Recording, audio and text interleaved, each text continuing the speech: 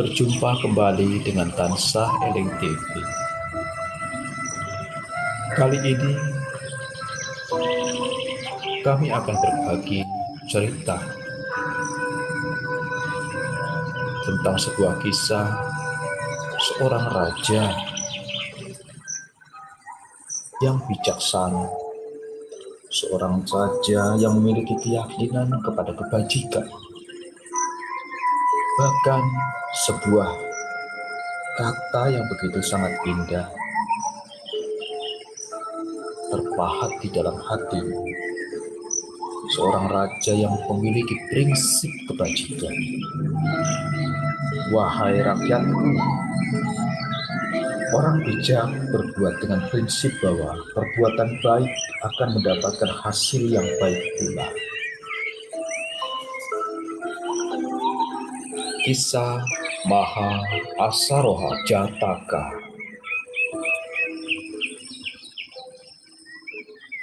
Dahulu kala, Bodhisatta menjadi Raja Benares, dan ia selalu berderma dan menjaga latihan moralitas, menjalankan pemerintahannya dengan asas keadilan dan kesamaan. Suatu ketika terjadilah pemberontakan. Pemberontakan tersebut tidak pernah berakhir. Hingga pada akhirnya, karena dipenuhi pikiran untuk mengakhiri pemberontakan, maka raja dengan memimpin pasukannya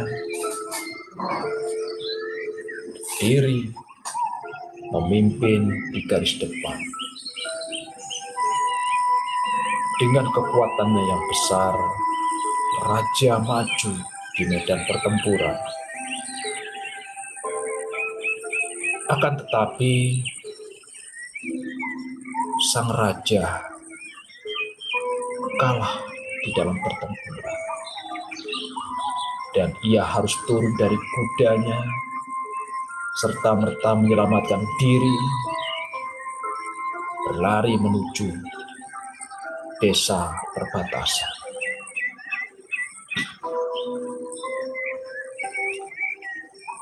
Di desa tersebut hiduplah 30 orang yang setia, dan mereka sedang berkumpul bersama di pagi hari itu di tengah desa melakukan kegiatan sehari-hari.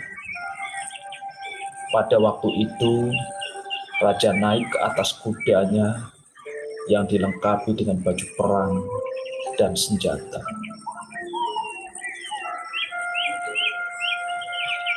Berjalan masuk menuju ke depan pintu gerbang desa. Orang-orang desa yang melihat raja yang begitu sangat berwibawa. Para penduduk desa tak ketakutan dan berlari masuk ke dalam rumah masing-masing sambil berkata, "Ada apa ini? Ada apa?"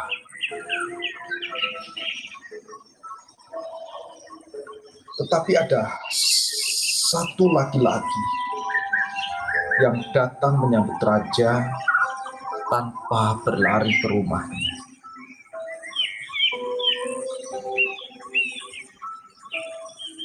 Laki-laki tersebut memberitahu orang asing bahwa dikatakan raja telah tiba sampai ke garis depan. Ia menanyakan siapakah dirinya dan apakah ia adalah dirinya, adalah seorang yang setia atau seorang pemberontak. Maka laki-laki desa itu berkata, "Tuan, saya adalah seorang yang setia. Tuan, Anda dapat tinggal di kampung ini. Marilah ikut saya," kata laki-laki desa.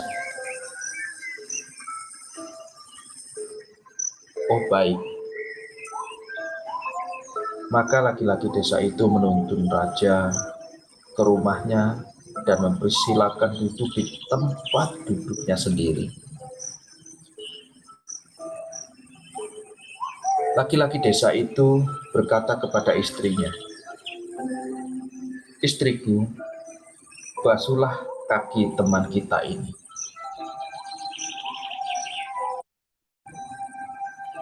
Lakukanlah dengan baik, dengan penuh pengabdian. Ia pun setelah membasuh kaki dan merapikan tempat tidur dan memberikan makanan terbaik untuk sang raja.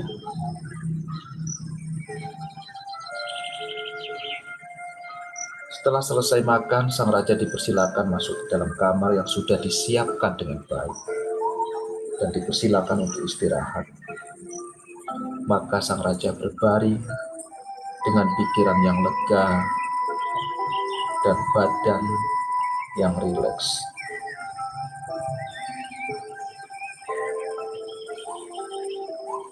Keesokan harinya,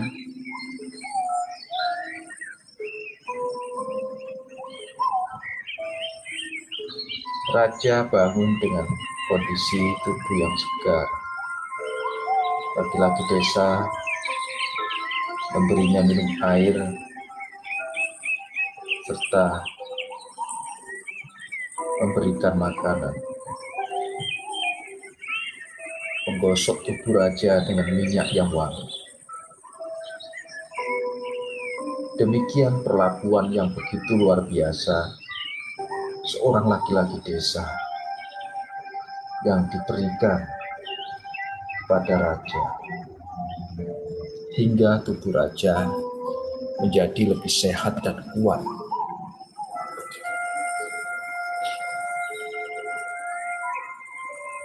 Setelah kondisinya dirasa cukup kuat dan sehat, hari berikutnya raja memohon izin untuk pamit kembali ke kerajaan.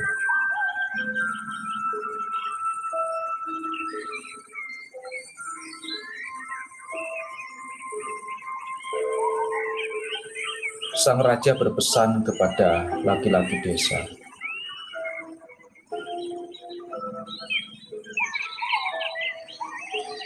"Sahabatku, saya dipanggil si penunggang kuda yang hebat. Rumahku di pusat kota ini. Jika Anda datang ke sana dalam urusan apapun, berdirilah di sebelah pintu kanan dan tanyalah penjaga di sana di mana si penunggang kuda yang hebat tinggal.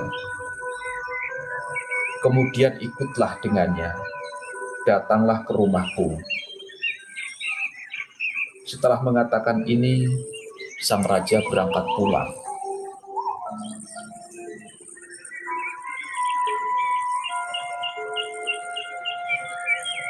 Saat itu pasukan kerajaan tetap berada di barak karena menunggu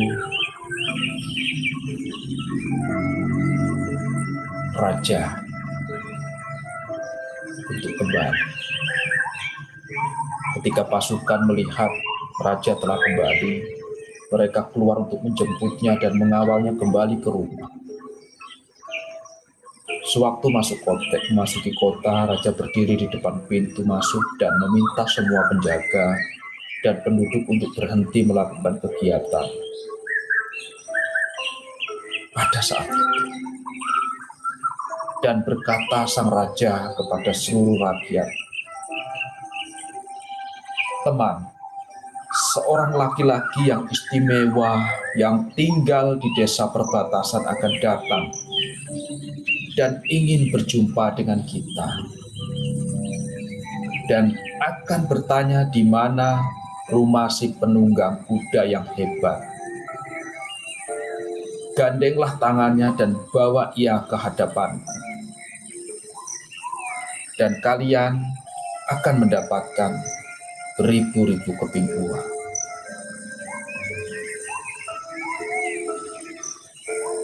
Namun, Setelah beberapa hari yang begitu sangat lama, sang raja menunggu kedatangan sahabatnya, laki-laki desa yang baik hati. Tapi tak kunjung datang menemui raja.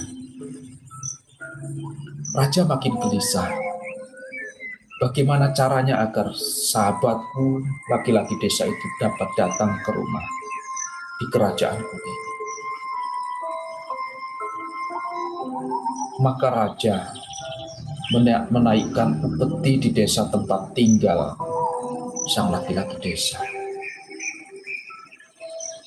Walaupun upeti dinaikkan, tetapi laki-laki desa itu tetap juga tidak datang. Maka raja pun menaikkan kembali upeti untuk kedua kalinya. Namun tetap juga tidak datang. Dan raja menaikkan kembali upeti dan tetap juga tidak datang. Penduduk desa di tempat laki-laki desa itu menjadi kacau karena terlalu berat upeti yang dibebankan oleh kami orang desa. Semua orang desa berkumpul dan ia berkata kepada laki-laki desa, "Tuan, sejak si penunggang kuda itu datang ke tempatmu sampai sekarang, kami menjadi begitu tertekan dengan upeti sampai kami tidak bisa mengangkat kepala sendiri. Pergilah, Tuan, dan jumpailah dia. Coba bujuk dirinya untuk meringankan beban hidup kami."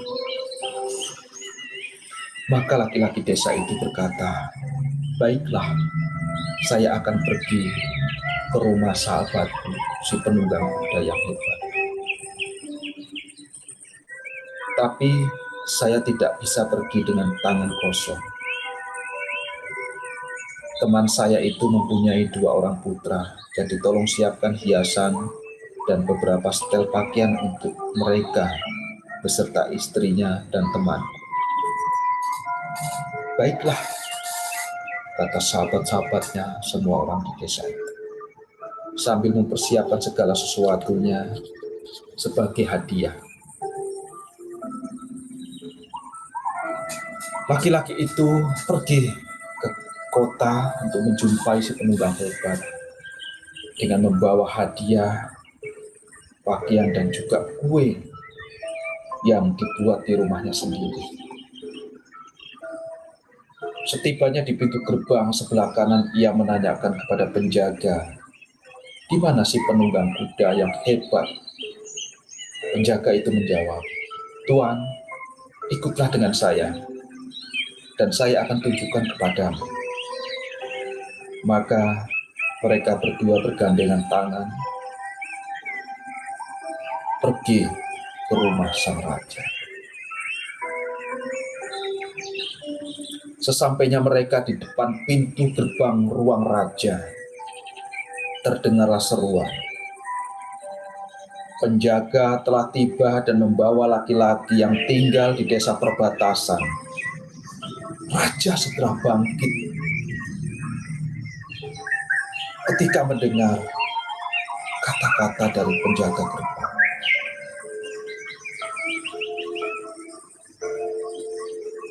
Raja berkata dan berseru, "Biarkanlah teman saya dan siapa saja yang ikut datang dengannya masuk." Kemudian ia maju ke depan untuk menyambut dan memeluknya. Dan setelah menanyakan kabar dari istri dan anak-anak temannya ini, ia membawanya naik ke atas pentas, mendudukkannya di tata kerajaan di bawah sebuah payung putih. Lalu raja memanggil permaisurinya seraya berkata, "Basuhlah kaki temanku ini." Maka permaisuri pun melakukan. Raja memercikkan air dari sebuah mangkuk emas ketika istrinya sedang membasuh kaki dan menggosoknya dengan minyak yang wangi. Kemudian raja bertanya, apakah Anda membawakan sesuatu untuk kami? Makanan kesukaanku yang pernah Anda berikan, sahabat. Lalu laki-laki desa itu berkata, ya Tuan. Sembari mengeluarkan kue dari sebuah karung, raja menerima kue tersebut dengan piring emas dan menunjukkan penghargaan atas kue yang dibawa laki-laki itu. Dan berkata, makanlah apa yang dibawakan oleh temanku, sambil membagikannya kepada ratu dan menteri-menterinya untuk dimakan. Kemudian laki-laki desa itu mengeluarkan hadiah yang lain, dan raja untuk menunjukkan bahwa ia menerima hadiahnya, menanggalkan pakaian sutranya dan memakai setelan pakaian yang dibawakan oleh laki-laki itu. Sang ratu juga demikian halnya, langsung memakai hiasan dan pakaian yang dibawakan oleh laki-laki desa.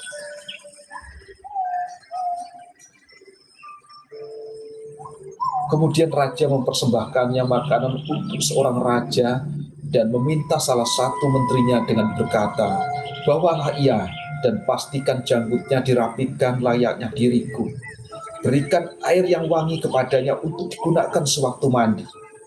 Setelah itu, pakaikan sebuah jubah sutra yang berharga ribuan keping uang dan hormati ia dengan gaya kerajaan.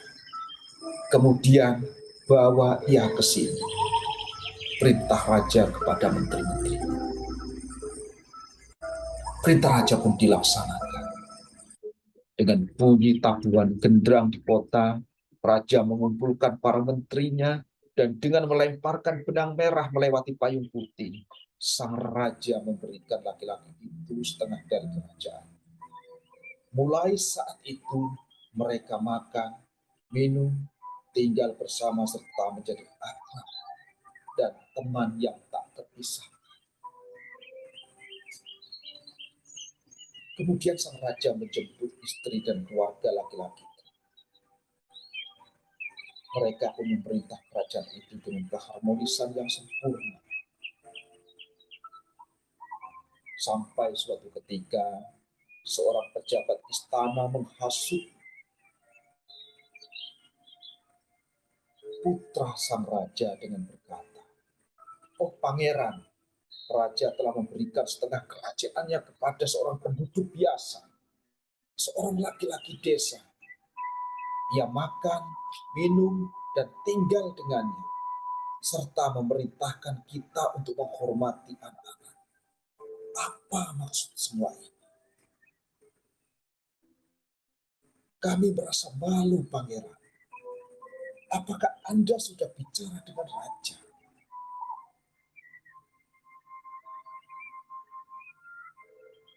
Pangeran yang terpengaruh oleh menteri,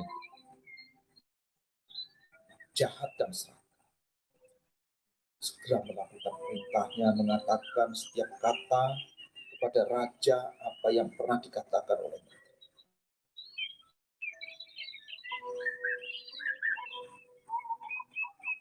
Oh Paduka, apa yang Anda telah lakukan? Janganlah bertindak seperti itu. Maka sang raja menjawab, anak, apakah Anda tahu di mana saya tinggal sewaktu kalah dalam pertempuran? Pangeran menjawab, saya tidak tahu, Paduka. Jawab, anak, saya tinggal di rumah laki-laki ini.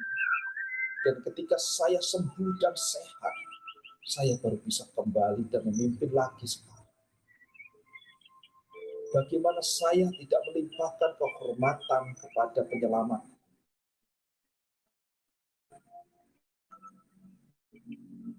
Maka sang raja yang seorang bodhisattva mengatakan kepada putraku, orang yang tidak membantu orang yang pantas, yang membutuhkan bantuan, maka orang itu ketika berada dalam kesusahan tidak akan dapat menemukan siapapun untuk membantu.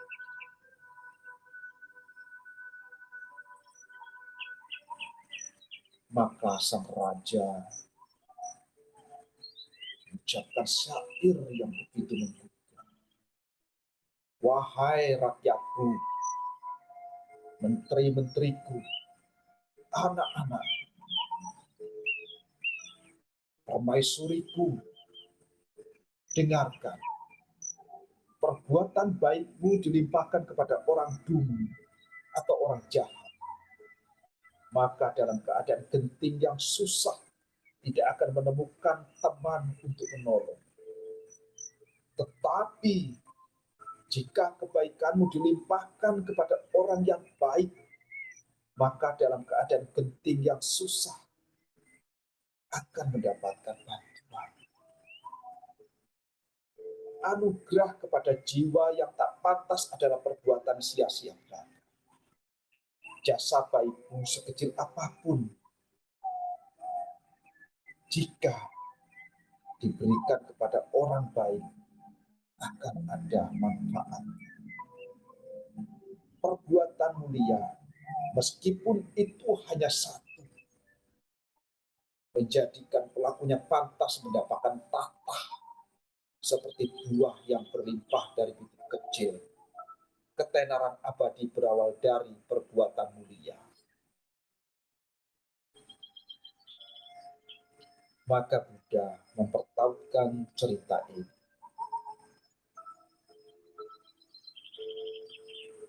Sang guru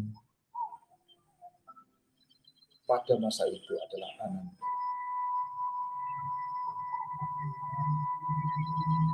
Ananda adalah laki-laki yang tinggal di desa perbatasan itu. Sedangkan sang guru Buddha pada masa itu adalah raja penangis. Sahabat terkasih di dalam Dharma, berbuat baik pada siapapun itu pantas dan itu baik. Tetapi melakukan kebajikan kepada mereka yang baik itu adalah lebih pantas. Sebagai ladang yang subur, orang-orang baik yang bijaksana, yang terkendali moralitasnya, yang memiliki budi pekerti, tahu balas budi, dia adalah orang yang pantas diberikan hadiah besar, yaitu penghormatan.